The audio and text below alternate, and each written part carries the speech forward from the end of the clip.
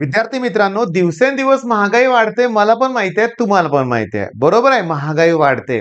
मी तुम्हाला सांगतो, जेव्हा डिझेल, पेट्रोलचे रेट वाढतात ना, मोस्टली डिझेलचे म्हणूया आपण, मग वाहतुकीचा खर्च वाढतो. मग जेव्हा मालाची वाहतूक होते ना, रेट वाढणारच हो, आम्हाला माहिती आहे. ₹10 ची वस्तू डायरेक्टली तुम्हाला ₹60 ला मिळत नाही किंवा ₹1000 तुम्हाला आता एक वस्तू मिळते आणि तुम्ही काय बघताय, की 6000 किंमत त्याची झाली. असं कधीही होत नाही, लक्षात घ्या. मग मला सीईटी सेलला विचारायचंय. मला नाही, आपण सगळे मिळून सीईटी सेलला विचारणार, लक्षात घ्या, की असं का?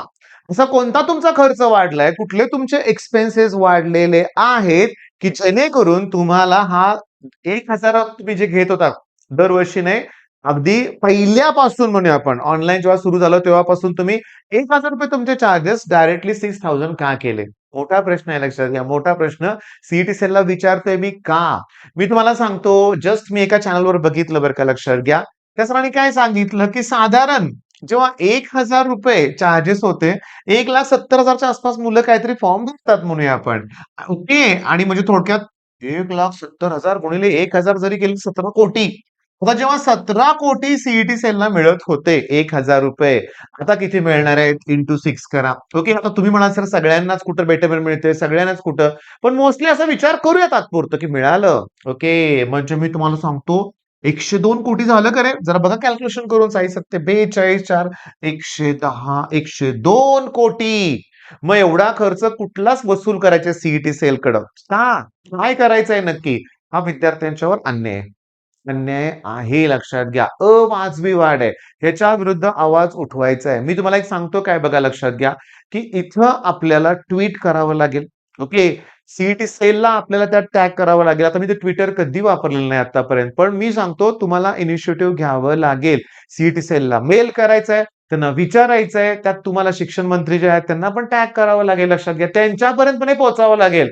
त्यांना माहिती नाही, की नाही कुणास ठाऊक, की सीईटी सेलनं हा बदल केलाय ते. आणि तसलं एकाला 1 राउंड, एकाला 1000, नंतर 2000, नंतर 3000. नंतर तर असं होईल, की 5 राउंड घ्या, पुन्हा 4000, पुन्हा 5000. अरे, कम्युनिटी असं वाढवत चाललंय, लक्षात घ्या. अरिथमेटिक प्रोग्रेशन प्रमाणे. हे अतिशय चुकीचं आहे. हे सीईटी सेलने केलेलं आपल्याला मान्यच नाहीये. मग हे डोळे मिटून स्वीकारायचंय का आपल्याला? नाहीये. मी तुम्हाला सांगतो, आपल्याला ही गोष्ट पोहोचावी लागेल. आता शिक्षण मंत्री हे नक्कीच कुठल्यातरी तालुक्याचे आमदार असतील, बरोबर आहे. त्यांच्यापर्यंत ही गोष्ट पोहोचवलीच पाहिजे. लकीली ते तुमच्याच तालुक्याचे असतील, लक्षात घ्या. तर त्यांच्यापर्यंत ही गोष्ट पोहोचली पाहिजे. असं का केलंय तुम्ही, लक्षात घ्या. ऑब्व्हियसली ही लोकं खूप बिझी असतात. त्यांच्याकडे वेळ नसतो. नसतो वेळ आपल्यासाठी म्हणूया आपण. पण तरी देखील विचारलं पाहिजे. हे असं का?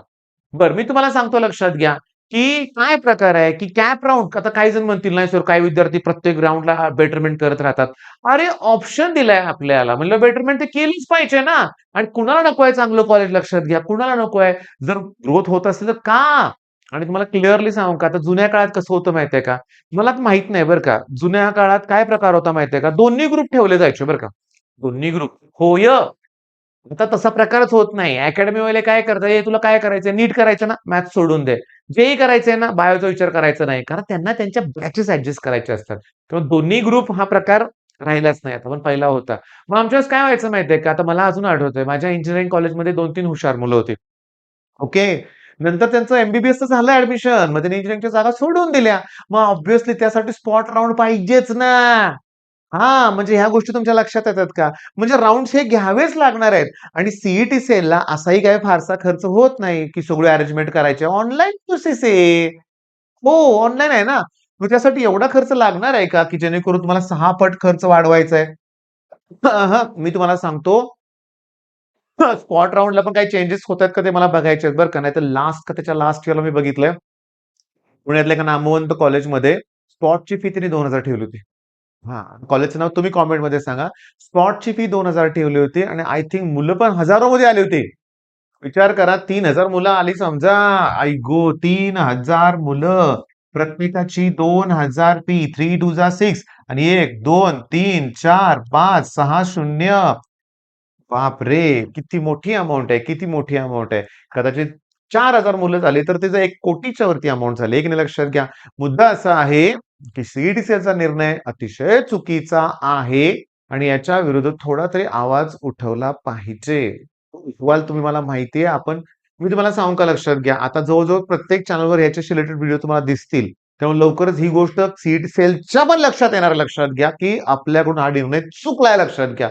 आणि सीईटी सेलला हा निर्णय बदलावाच लागेल, लक्षात घ्या. आणि रोज याच्यावरती व्हिडिओ बनवलं तर काही हरकत नाहीये. मी तुम्हाला सांगतो, की क्लिअरली, की सगळ्या गोष्टी होतात. ठरवलं तर होतात, लक्षात घ्या. फक्त थोडंसं करावं लागेल. जस्ट कोल्हापूरचं उदाहरण घेऊया. फार जुनं उदाहरण आहे बरं का. फार जुनं उदाहरण आहे 15 वर्षापूर्वीचं. कोल्हापूर शहरामध्ये जेव्हा रस्ते झाले होते ना, लक्षात घ्या. ओके. तिथं ना टोल नाके उभारण्यात आले. ओके. आणि कोल्हापूरच्या लोकांनी असं आंदोलन जबरदस्त केलं होतं ना. ॲक्चुअली काहींनी तर टोल नाके पेटवून दिले होते कोल्हापुरातले. पण गाडीवर लिहिलेलं असायचं, टोल देणार नाही. मी तुम्हाला सांगतो, ते आंदोलन सक्सेसफुल झालं होतं. हे 15-16 वर्षापूर्वीची गोष्ट आहे, लक्षात घ्या. पण झालंय ना, तसंच सीईटी सेलला सारखे मेल केले पाहिजेत, की हा आमच्यावर अन्याय होतोय, चुकीचं आहे. हे जी अवाजवी वाढ तुम्ही लादलेली आहे आमच्यावर, प्लीज मागे घ्या. मग चला करूया मिळून आपण प्रयत्न. All the best.